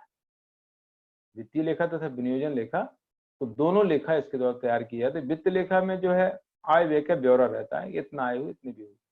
विनियोजन लेखा जो होते हैं उसमें कौन सा व्यय किसमें कितना व्यय किया जाएगा, इसमें ये दर्शाया जाता है। कहाँ से कितनी आय होने वाली है, कहाँ कितना खर्च होने वाला है, वो विनियोजन लेखा होता है। वित्त लेखा में टोटल आय व्यय दर्शाई है, भाई इतना आय होगी, इतनी आय होगी, इतना व्यय होगा, इसमें वित्तीय लेखे में दर्शाया जाता है ना। तो दोनों प्रकार के अलग अलग लेखे तैयार किए जाते हैं। और इसके बाद जो है जो सरकार के जितने विभाग हैं उन सभी विभागों के लेखाओं का लेखा परीक्षण इसके द्वारा किया जाता है। जो भी परियोजनाएं प्रोजेक्ट वगैरह राज्य में चल रहे हैं उनका लेखा परीक्षण किया जाता है ना। और कोषागारों का निरीक्षण इसके द्वारा किए, कोषागार उप कोषागार, कोषागार एक्चुअली जिले स्तर पर होते हैं, ट्रेजरी उसको बोलते हैं, और तहसील स्तर पर होते हैं उप कोषागार, है ना, सब ट्रेजरी उनको बोलते हैं। तो इनका निरीक्षण लेखा परीक्षण के द्वारा किया जाता है। और राज्य की जो राज्य स्तर पर भी लोक लेखा समिति, सार्वजनिक उपक्रम समिति होती है, अनुमान समिति भी होती है। तो राज्य की जो लोक लेखा समिति, सार्वजनिक उपक्रम समिति है, इनको उसके कार्य में हेल्प करता है। केंद्र की लोक लेखा समिति और सार्वजनिक उपक्रम समिति को सीएजी हेल्प करता है ना। इनका प्रतिवेदन तैयार करवाता है, लेखा परीक्षण जो कि उसका प्रतिवेदन तैयार करता है। सीएजी एक्चुअली जो है केंद्र राज्य दोनों के लेखाओं को लेखा परीक्षण करता है। तो राज्य के लेखा परीक्षण प्रतिवेदन जो है सीएजी एजी के पास भेजता है और एजी फिर उसको राज्यपाल तक पहुंचाता है। सीएजी की लेखा परीक्षण संबंधी जो प्रतिवेदन होते हैं उनको राज्यपाल तक इसके द्वारा पहुंचाया जाता है। तो ये है इस तरह से क्या हो गया। एशियाई विकास बैंक के संगठन कार्यों का विवरण देखिए। एशियाई विकास बैंक जो है ये 1966 में स्थापित हुआ है। 1967 इसने कार्यक्रम किया। इसका मुख्यालय मनीला, फिलीपींस की राजधानी है। अभी 68 इसमें सदस्य हो गए हैं, 67 पहले थे। नया अपडेट, पुराने जो नोट्स हैं अपडेट कर लें। 68 इसमें टोटल सदस्य हो चुके हैं और भारत इसका भी संस्थापक सदस्य है। इसमें भी एक बोर्ड ऑफ गवर्नर्स होता है ना, बोर्ड ऑफ गवर्नर्स होता है, वो इसका संचालन करता है इसके कार्यों का। और भारत का केंद्रीय वित्त मंत्री इसका पदेन गवर्नर होता है और विदेश सचिव इसका वैकल्पिक गवर्नर होता है ना। और इसमें एक अध्यक्ष होता है, 3 उपाध्यक्ष होते हैं। अभी वर्तमान अध्यक्ष चेंज हो गए हैं, ये मासात्सुगु असाकावा, है ना, जापान के अध्यक्ष अभी तक हुए सारे। तो अभी जो जनवरी 2020 में ये चेंज हो गए, ठीक है, क्योंकि जो पुराने थे उन्होंने त्यागपत्र दे दिया था। तो कार्य जो है देखो, कार्य विश्व बैंक के कार्य है, एशियाई विकास बैंक कार्य है, वो कुछ कॉमन पॉइंट होते हैं, है ना। जैसे सामाजिक आर्थिक प्रगति के लिए उधार निवेश देना, ये दोनों का काम है। सदस्य देशों को, विकासशील जो सदस्य देश है उनके सामाजिक आर्थिक प्रगति के लिए उधार देना, निवेश उपलब्ध कराना। विकास संबंधी जो परियोजनाएं कार्यक्रम है उनको तकनीकी सहायता प्रदान करना, वित्त संबंधी सहायता, तकनीकी सहायता प्रदान करना, परामर्श सेवाएं प्रदान करना। सदस्य देशों के में ग्रामीण विकास के लिए जो संचालित कार्यक्रम है उनको वित्त की व्यवस्था करना। जो गरीब राष्ट्र है वहां पर गरीबी उन्मूलन संबंधी जो भी कार्यक्रम चल रहे हैं उनको जो है वित्त उपलब्ध कराना। तो ये कॉमन पॉइंट आप जो है लिख सकते हैं सभी के लिए। लोक सेवकों के आचरण संबंधी नियम, लोक सेवक जो होता है उसको कुछ नियमों का पालन करना पड़ता है, जिसको बोलते हैं आचरण संबंधी नियम, है ना। अखिल भारतीय सेवाओं के आचरण संबंधी नियम कहाँ पर है, तो अखिल भारतीय सेवा आचरण संबंधी नियम, उसको 1954 पूरा नाम है। केंद्रीय सेवा के लिए 1955, रेल सेवा के लिए 1957, मध्य प्रदेश का मैंने अलग से जोड़ा है 1965। नोट्स में नहीं था तो मैंने अलग से इसमें जोड़ के बता दिया है। मध्य प्रदेश सिविल सेवा आचरण संबंधी नियम है 1965, ये अलग से जोड़ लेना, ठीक है। तो ये हो गया। अब क्या नियम होते हैं, क्या बंदिशें होती हैं जो लोक सेवक होते हैं, है ना। उनमें राजनीतिक प्रतिबंध होते हैं सबसे पहले तो, यानी किसी भी दल में शामिल नहीं हो सकते हैं, किसी भी दल की बैठक में शामिल नहीं होते हैं, उनके जो प्रोग्राम होते हैं उसमें शामिल नहीं हो सकते हैं, कोई राजनीतिक स्टेटमेंट नहीं दे सकते हैं, किसी दल का प्रचार नहीं कर सकते, सिर्फ वोट कर सकते हैं। वोटिंग के अलावा और कोई राजनीतिक अधिकार इनको नहीं होता है, ठीक है। इसके अलावा कोई हिंदू है, उस एक महिला उनकी पत्नी के होते हुए उसको तलाक दिए बिना दूसरा विवाह हिंदू लोक सेवक नहीं कर सकता, ये इसमें प्रावधान। इसके अलावा उसको जो है कोई दूसरा पद धारण करने का अधिकार नहीं है, जिस पद पर काम कर रहा है उसके अलावा कोई और पद धारण नहीं कर सकता है, निजी व्यापार नहीं कर सकता है, संपत्ति संबंधी कुछ प्रतिबंध रहते हैं, आय से अधिक संपत्ति वो नहीं रख सकता है, उसके खिलाफ कार्रवाई हो जाती है। इसके अलावा संविधान की अनुरूप उसको काम करना होता है, सरकार की नीतियों की आलोचना नहीं कर सकता है, सरकार के संबंध में कोई मीडिया को स्टेटमेंट नहीं दे सकता है ना। तो ये कुछ ऐसे इसमें लोक सेवक संबंधी नियम है, आचरण संबंधी नियम। अगर कोई इनका पालन नहीं करता है तो उसके खिलाफ कार्रवाई होती है। लोक सेवा को परिभाषित कीजिए, उसकी विशेषताएं लिखिए। लोक सेवा क्या है? लोक सेवा एक्चुअली ये जो वर्ड है ये ब्रिटिश सरकार के दिन है, 1965 में ये वर्ड सबसे पहले आया, है ना। लोक सेवा, ये दो प्रकार की सेवाएं होती है, एक सैनिक सेवा होती है, एक असैनिक सेवा होती है। हमारे यहाँ पर हर जगह है।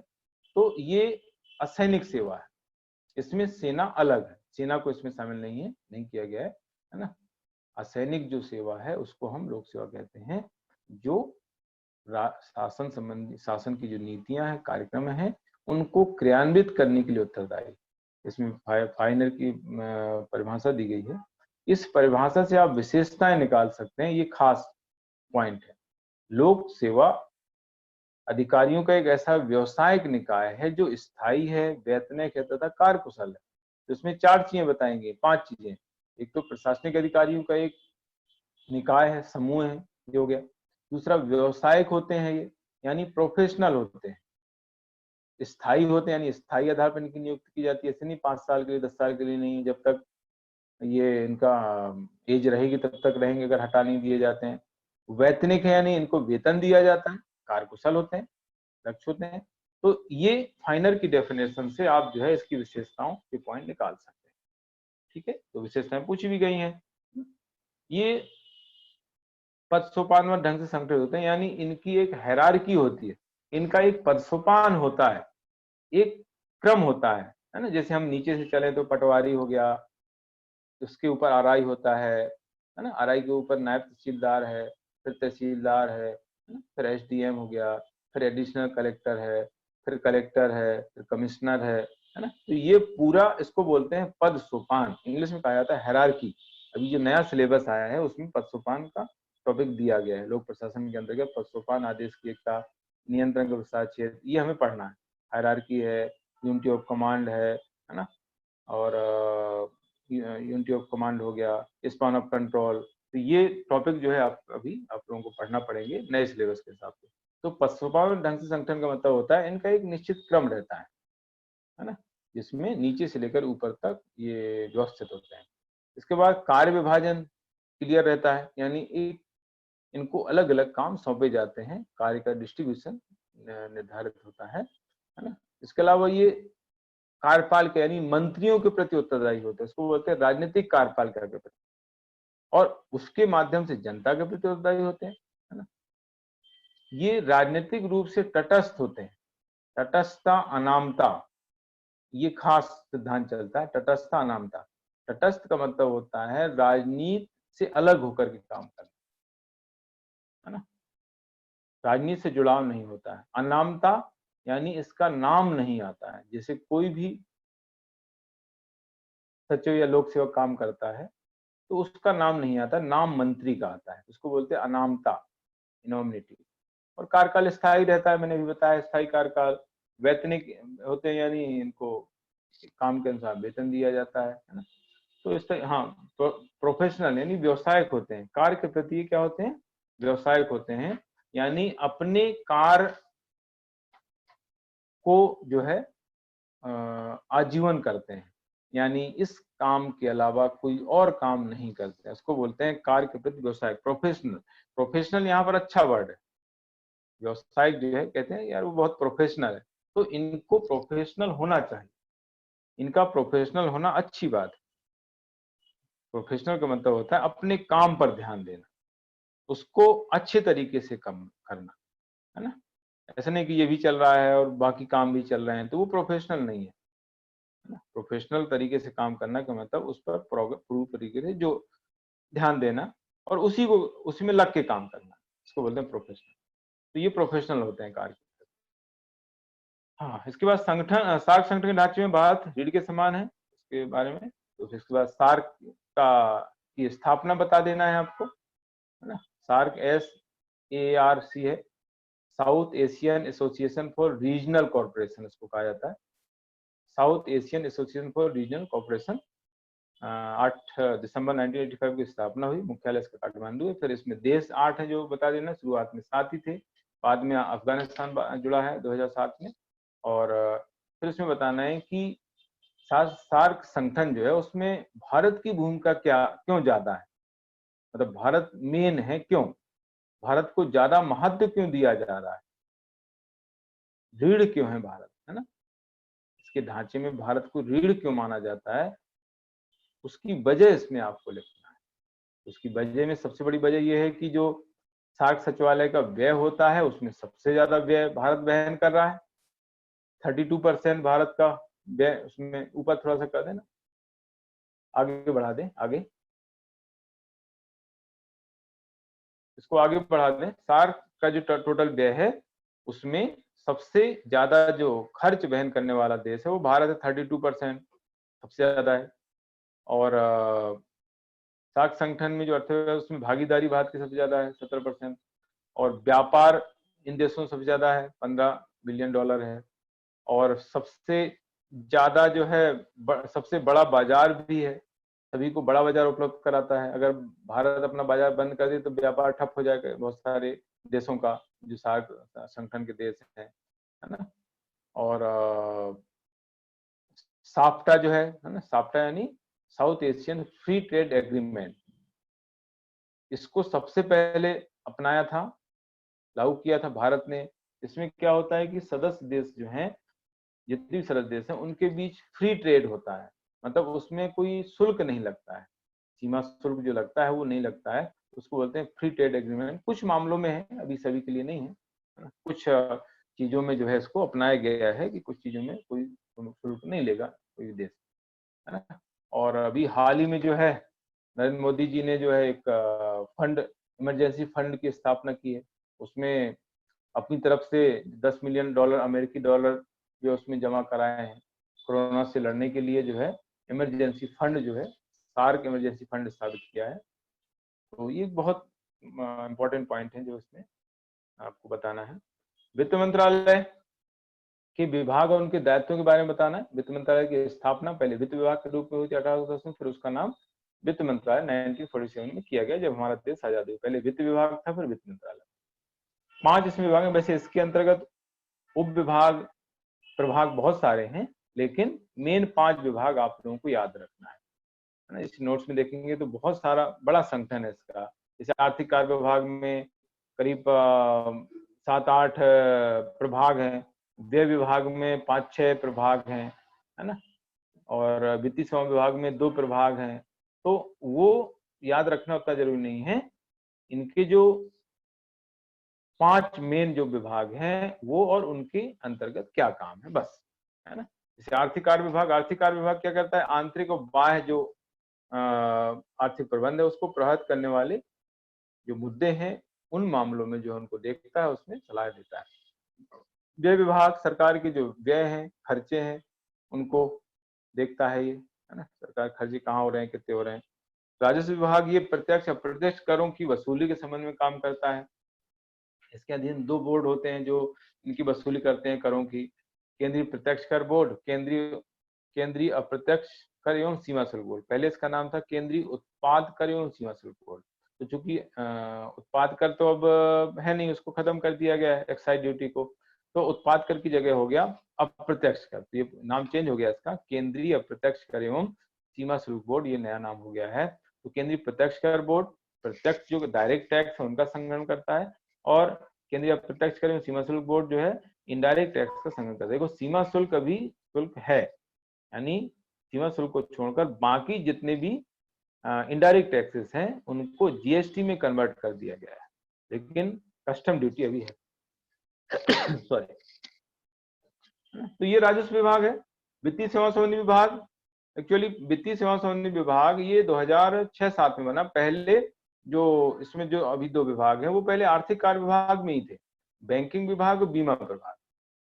बैंकिंग बीमा जो प्रभाग थे ये पहले आर्थिक कार्य विभाग में थे। 2006-7 में इन दोनों प्रभागों के लिए एक अलग विभाग बन गया, वो है वित्तीय सेवाओं संबंधी विभाग।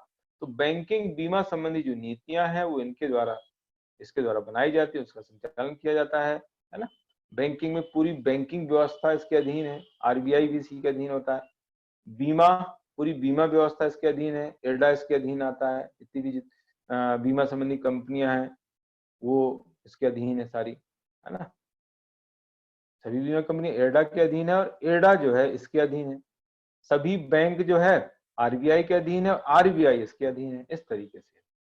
दीपम ये नया नाम है एक्चुअली, पहले विनिवेश विभाग इसका नाम हुआ करता था, अब इसका नाम हो गया दीपम। दीपम DIPAM है ना, department of investment, department of investment public asset and management, DIPAM, department of investment public asset and management, ये पूरा नाम है। ये नाम चेंज हुआ है, पहले विनिवेश विभाग था, तो ये विनिवेशीकरण की नीति पर काम करता है। विनिवेशीकरण की नीति का इसके द्वारा संचालन किया जाता है, इसका काम है विनिवेशीकरण की नीति का संचालन करना, है ना। तो ये इस तरीके से ये विभाग हो गए पांचों। सार्वजनिक उपक्रम समिति पर टिप्पणी लिखना है। सार्वजनिक उपक्रम समिति की स्थापना 1964 में हुई और कृष्ण मेनन समिति की सिफारिश पर यह स्थापना हुई थी, है ना।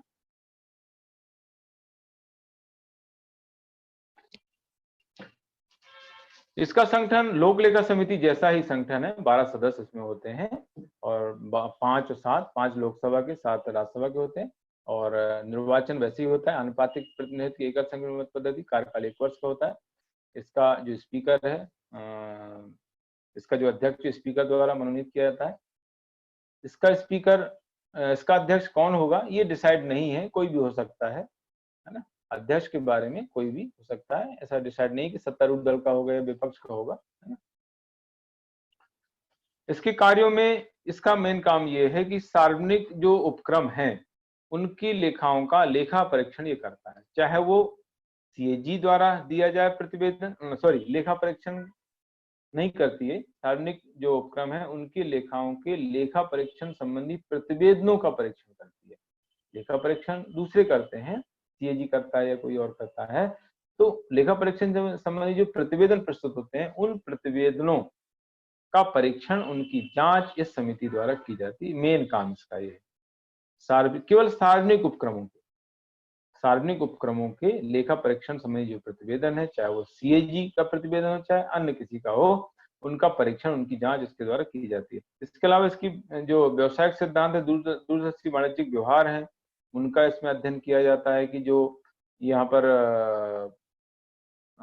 इसका जो प्रबंध किया गया है, सार्वजनिक उपक्रमों का जो प्रबंध किया गया है वो व्यवसायिक सिद्धांतों या दूरदर्शी वाणिज्यिक आधार पर किया गया है कि नहीं। मतलब कहने का यहाँ पर यह है कि इसके प्रबंध में कोई त्रुटि तो नहीं है, मतलब नुकसान तो नहीं हो रहा है ना, कोई घाटा तो नहीं है जो मैनेजमेंट चल रहा है, तो वो जांच इसके, अगर घाटा हो रहा है तो उस हिसाब से उसके लिए सुझाव देती है ना। इसके अलावा लोक लेखा समिति, अनुमान समिति को कुछ कार्य स्पीकर सार्वजनिक उपक्रमों संबंधी सौंप देता है, तो उनका परीक्षण इसके द्वारा किया जाता है ना। स्पीकर द्वारा सार्वजनिक उपक्रमों से रिलेटेड कुछ काम कभी कभी लोक लेखा समिति, अनुमान समिति को सौंप दिए जाते हैं, तो इनकी जो काम है वो सार्वजनिक उपक्रमों संबंधी उनका परीक्षण इसके द्वारा किया जाता है। इसके अलावा स्पीकर द्वारा जो कार्य सौंपे जाते हैं उनको करती है और ये भी प्रतिवेदन अपना स्पीकर को देती है। ये हो गया। भारत के प्रमुख प्रशिक्षण संस्थान के बारे में, जो लाल बहादुर शास्त्री प्रशासनिक अकेडमी, उसके बारे में पूछा गया है क्वेश्चन। तो इसकी स्थापना पहले 1 सितंबर 1959 में स्थापना हुई इसकी, सबसे पहले मसूरी में, उत्तराखंड में। पहले इसका नाम था राष्ट्रीय प्रशासनिक अकेडमी।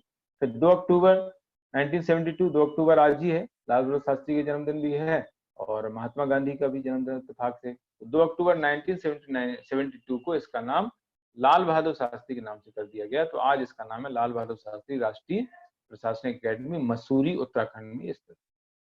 इसमें कुछ प्रशिक्षण कार्यक्रम चलते हैं। जैसा मैंने भी बताया था कि हमारे यहाँ जैसे RCVP है, तो यहाँ पर आधारभूत प्रशिक्षण दिया जाता है। जो भी चयनित परीक्षाधीन है उन सभी को आधारभूत प्रशिक्षण वहां पर दिया जाता है। वैसे यहाँ पर भी होता है। यहाँ पर जितने भी UPSC के चयनित परीक्षाधीन है उन सभी को फंडामेंटल कोर्स 5.5 महीने का यहाँ पर कराया जाता है। सभी, चाहे वो IAS हो, चाहे IPS हो, चाहे IRS हो, है ना, सभी पदाधिकारियों को यहाँ पर परीक्षाधीन बोलते हैं, वहां पर आधारभूत प्रशिक्षण दिया था, जिसमें सामान्य जानकारी दी जाती है जो सभी डिपार्टमेंट में जरूरी होती है। जैसे संविधान के बारे में, भारत का भूगोल है, भारतीय संस्कृति है, लोक प्रशासन है, तो इनके बारे में उनको जानकारी दी जाती है। फिर व्यावसायिक प्रशिक्षण आईएएस को दिया जाता है। आईएएस में जो चयनित परीक्षाधीन है, उनको जो है व्यावसायिक प्रशिक्षण दिया जाता है, वो पर्टिकुलर उन्हीं को दिया जाता है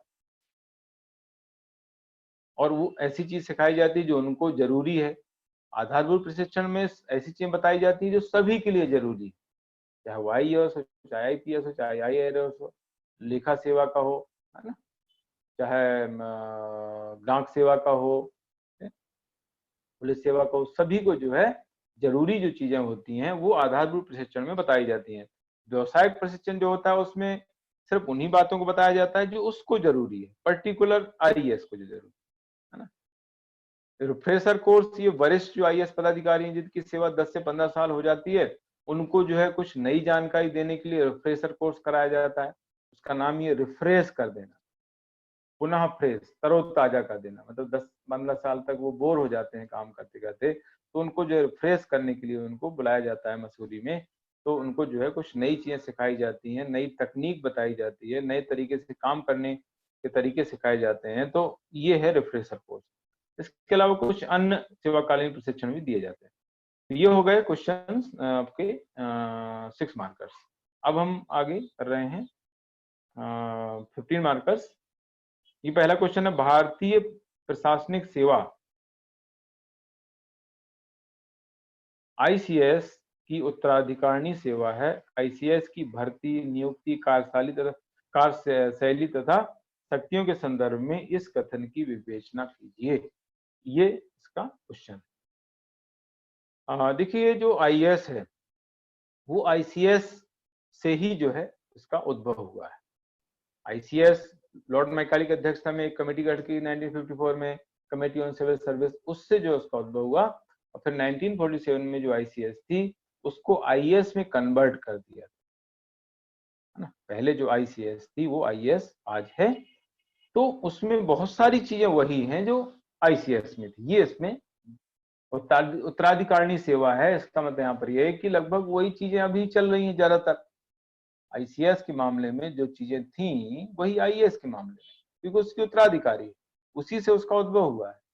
ये इसमें बताने का प्रयास हमें करना है ना। ये टेक्निकल क्वेश्चन है एक्चुअली और थोड़ा टफ भी है ये, लेकिन इस तरह के क्वेश्चन कभी अगर आ जाएंगे तो आप अगर इसको तैयार कर लेंगे तो बहुत अच्छा रहेगा। इसको बहुत कम लोग कर पाएंगे ऐसे क्वेश्चन को, क्योंकि टिपिकल क्वेश्चन है ये। प्योर पब्लिक एडमिनिस्ट्रेशन में इस तरह के क्वेश्चन आते थे, मैंने दिया है ये, लेकिन इस तरह की चीजें आ रही हैं एग्जाम में, इसलिए मैंने दिया था। आखिरी एग्जाम है तो, क्योंकि आगे तो ये सिलेबस में है नहीं, है ना। हाँ, तो भर्ती, नियुक्ति, कार्यशैली, शक्तियों, इनके संदर्भ में इसकी विवेचना करना है। भर्ती के संबंध में क्या है, देखिए भर्ती जो पहले होती थी अब उसमें क्या समानता है। पहले जो भर्ती होती थी तो उसमें लिखित परीक्षा, साक्षात्कार होता था, और अभी भी होता है। प्रारंभिक परीक्षा बाद में शुरू हुई, कोठारी समिति के सिफारिश पर 1979 में प्रारंभिक परीक्षा शुरू हुई। इसके पहले जो है लिखित होती थी और साक्षात्कार होता था। 79 में ही इसमें प्री जोड़ी गई थी। मध्य प्रदेश में 1979 में वहां पर प्री स्टार्ट हुआ था यूपीएससी में। मध्य प्रदेश में 1989 में प्री स्टार्ट हुआ है।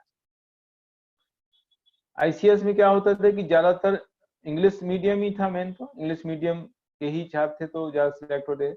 अभी भी लगभग वही है, इंग्लिश मीडियम का ही ज्यादा वहां पर बोलबाला है। हिंदी मीडियम के लोग बहुत ही कम सिलेक्ट हो रहे हैं। अभी कुछ समय से देखें तो 3-4% ही सिलेक्ट हो रहे हैं। तो ये भर्ती के संबंध में।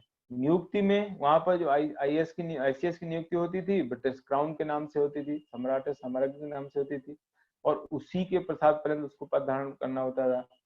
अब क्या है, आईएएस भी राष्ट्रपति के नाम से, यानी पहले जो सम्राट था वो राष्ट्रपति है, यहाँ पर राष्ट्रपति है, तो आईएएस की नियुक्ति राष्ट्रपति के नाम से होती है और वो राष्ट्रपति के प्रसाद पर पद धारण करता है। कार्यशैली में भी बहुत सारी समानताएं हैं। आईसीएस अभिजात वर्गीय सेवा थी, आईएएस भी अभिजात वर्गीय सेवा है। एलाइट क्लास बोलते हैं, इंग्लिश में बोलते हैं एलाइट क्लास। अभिजात वर्ग का मतलब होता है कि उच्च वर्गों का उस पर वर्चस्व होना। शहरों के लोग ज्यादातर जाते हैं, कॉन्वेंट स्कूल, अच्छे कॉलेज से पढ़े हुए जो लोग हैं वो जो है आईएएस में सिलेक्ट होते हैं, पहले आईसीएस में सिलेक्ट ऐसे होते थे, इसलिए उसको कह दिया जाता है अभिजात वर्गीय सेवा। हालांकि ये बहुत चेंज आ गया है, अब जो है वैसे लोग भी सिलेक्ट हो रहे हैं जो गांव में पढ़े हैं, गांव में पले बढ़े हैं, लेकिन ज्यादातर जो सिलेक्शन है वो शहरों में पले बढ़े लोगों के हो रहे हैं, अच्छे स्कूल में पढ़े हुए, कॉन्वेंट स्कूल में पढ़े हुए, अच्छे कॉलेजेस में पढ़े हुए, है ना। तो इसी को कहते हैं अभिजात वर्गीय सेवा, है ना। कार्यशैली वही है, कार्य करने की, जनता से ज्यादा जुड़ाव नहीं होता है, जनता से ज्यादा कोई लेना देना नहीं है। निरंकुशता की प्रवृत्ति होती है। निरंकुशता निरंकुशता में होता है कोई अंकुश ना होना, किसी प्रकार का कोई अंकुश, किसी प्रकार कोई नियंत्रण ना मानना। आईएएस जो होता है वो जो है अपने आप को बहुत बड़ा व्यक्ति समझता है, वो किसी के नियंत्रण में जो है काम करना पसंद नहीं करता, वो तो मजबूरी है, काम करते हैं, काम तो करना है उनको, लेकिन वो जो है चाहता है कि मैं निरंकुश हो रह के काम करूं, मुझ पर कोई जो है अंकुश ना लगाए, तो उसको बोलते हैं निरंकुशवादी प्रवृत्ति, है ना। इस पर एक पुस्तक बनी, न्यू डिस्पोटिज्म, निरंकुश में बोलते हैं डिस्पोटिज्म बोला जाता है। लॉर्ड हेवार्ड जो है एक विचारक हुए हैं, उन्होंने एक पुस्तक लिखी इसी पर, न्यू डिस्पोटिज्म, नवीन निरंकुशता, न्यू डिस्पोटिज्म करके एक पुस्तक लिखी। उसमें उन्होंने ये बताया कि ये इनमें ये प्रवृत्ति क्यों होती है, किस कारण से होती है, क्योंकि उनके पास अधिकार बहुत होते हैं, अधिकार संपन्न होने के कारण इनकी प्रवृत्ति होती है। परिवर्तन विरोधी होते हैं, यानी परिवर्तन जो है वो पसंद नहीं करते हैं, परिवर्तन नहीं चाहते हैं। इसमें वो मैंने कई बार सेंटेंस भी बोला है कि ये आपस में कहते हैं काम मत कर, काम की सिर्फ फिक्र कर। फिर एक कहता है फिक्र भी मत कर, फिक्र का सिर्फ जिक्र कर। ये प्रवृत्ति है, ये आपस में ऐसा होता है, तो ऐसा कहा जाता है काम मत कर। एक कह रहा है दूसरे से काम मत कर, काम की सिर्फ फिक्र कर, तो दूसरा कह रहा है फिक्र भी मत कर, फिक्र का सिर्फ जिक्र कर। तो इस तरीके से जो है ये इनकी प्रवृत्ति है, कार्यशैली है। इसके अलावा विकासात्मक कार्यों का पर ज्यादा ध्यान नहीं होता है, नियामकी कार्यों पर ध्यान। नियामकी कार्य मतलब होते हैं कानून व्यवस्था बनाए रखना, नियम कानून का पालन करवाना। इसलिए ज्यादातर आज जो आईएएस पदाधिकारी उनसे विकास विकास संबंधी कार्य ले रहे हैं, क्योंकि उनकी प्रवृत्ति नहीं है, ऐसी कार्यशैली नहीं है कि जो विकास संबंधी कामों को कर सके, है ना। तो नियामकी कार्यों पर उनका ज्यादा जोर रहता है। नियामकी कार्य मतलब रूल्स रेगुलेशन को फॉलो करवा लेते हैं, है ना। तो ये उनकी प्रवृत्ति है, अफसरशाही प्रवृत्ति होती है। सामान्यक सेवा है, आईसीएस भी सामान्यक सेवा थी, ये भी सामान्यक सेवा है। सामान्यक सेवा का मतलब ये किसी क्षेत्र के विशेषज्ञ नहीं होते हैं। इसका रीजन ये होता है, इसका रीजन मैं बता रहा हूँ सामान्य क्यों कहते हैं, क्योंकि एक बीए करने वाला भी आईएएस बन जाता है, बीकॉम करने वाला भी, बीएससी करने वाला भी, आईआईटी करने वाला भी बन जाता है, एमबीबीएस करने वाला भी आईएएस बन जाता है। किसी पर्टिकुलर विषय, पर्टिकुलर डिग्री की जरूरत नहीं है इसके लिए, ग्रेजुएशन वो किसी से किया हो आईएएस बन जाए। जिसमें पर्टिकुलर डिग्री की जरूरत हो, पर्टिकुलर सब्जेक्ट की जरूरत हो, उसको बोलते हैं विशेषज्ञ सेवा। तो हमारे यहाँ सामान्यज्ञ प्रधान व्यवस्था है, यानी जो आईएएस होते हैं वो प्रधान है और सामान्यज्ञ है, उसके अधीन विशेषज्ञ रखे गए हैं। तो इसको एक विवाद के रूप में भी देखा जाता है, सामान्यज्ञ बनाम विशेषज्ञ विवाद। ये विवाद चलता है, बहुत बड़ा विवाद है, ये टॉपिक नहीं है आपके कहीं सिलेबस में, नहीं तो उस पर चर्चा हम करते हैं। ये इसकी शक्तियां भी वही है, राजस्व संग्रहण करना उनका मेन काम होता है, मेन अधिकार है। पहले आईसीएस का इनका भी है, देश में कानून व्यवस्था बनाए रखने का इनको अधिकार रहता है।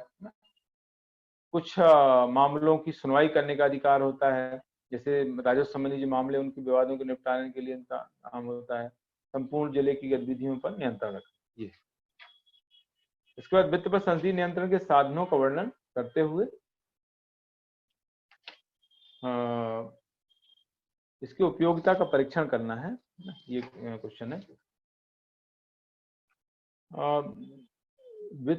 लोक व्यय पर विधायी नियंत्रण के साधन इसमें पूछे गए। एक्चुअली क्या है कि लोकतंत्र का सिद्धांत है बिना प्रतिनिधित्व के कोई कर नहीं, no taxation without representation, English में कहा जाता है नो टैक्सेशन विदाउट रिप्रेजेंटेशन, बिना प्रतिनिधित्व के कोई कर नहीं। ये अमेरिकी स्वतंत्रता संग्राम का नारा था, अमेरिका में जो स्वतंत्रता संग्राम हुआ था उसका नारा था नो टैक्सेशन विदाउट रिप्रेजेंटेशन। उसको हमारे संविधान में लिया गया है, आर्टिकल 265 में इसको जोड़ा गया है। यानी विधायिका की स्वीकृति के बिना ना तो कोई कर लगाया जाएगा ना ही वसूला जाएगा। और इसी वजह से लोक वित्त पर विधायी नियंत्रण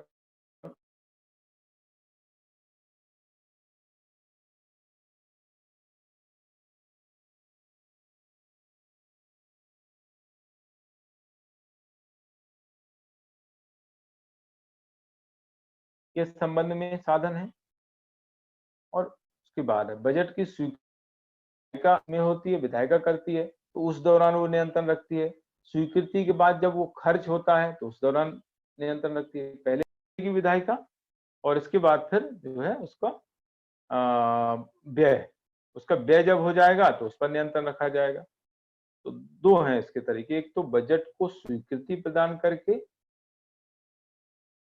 व्यय पर नियंत्रण रखना, और जब वो व्यय हो जाता है तो उस समय जो है उसको नियंत्रित रखा जाता है। तो स्वीकृति के समय किन साधनों के माध्यम से नियंत्रण रखा जाता है, तो उसमें बजट पर समान चर्चा है, अनुदान मांगों पर बहस तथा मतदान है। उसी दौरान कटौती प्रस्ताव रखे जाते हैं, विनियोजन विधेयक को पारित करके और वित्त विधेयक को पारित करके। इन साधनों के जरिए बजट की स्वीकृति विधायिका में होती है। बजट पर समान चर्चा दोनों में होती है, और उसमें सिर्फ विधायिका के जो सदस्य हैं उसकी जानकारी हो जाती है कि भाई बजट ये है। बजट पर समान चर्चा का उद्देश्य होता है बजट की जानकारी दोनों सदनों को हो जाना, ताकि इसमें ना तो कोई कटौती प्रस्ताव रखा जाता है, ना कोई आलोचना होती है, सामान्य चर्चा होती है, जनरल डिस्कशन होता है, और कुछ खास जो मुद्दे हैं उन पर चर्चा दोनों सदनों में हो जाती है। मेन जो इसमें है अनुदान मांगों पर बहस तथा मतदान, यहाँ पर ज्यादा खींचतान होती है। लोकसभा में ये बहस और मतदान होता है, और एक मंत्री जो है अपने विभाग की अनुदान मांगे रखता है, उस पर चर्चा होती है, फिर मतदान हो जाता है। फिर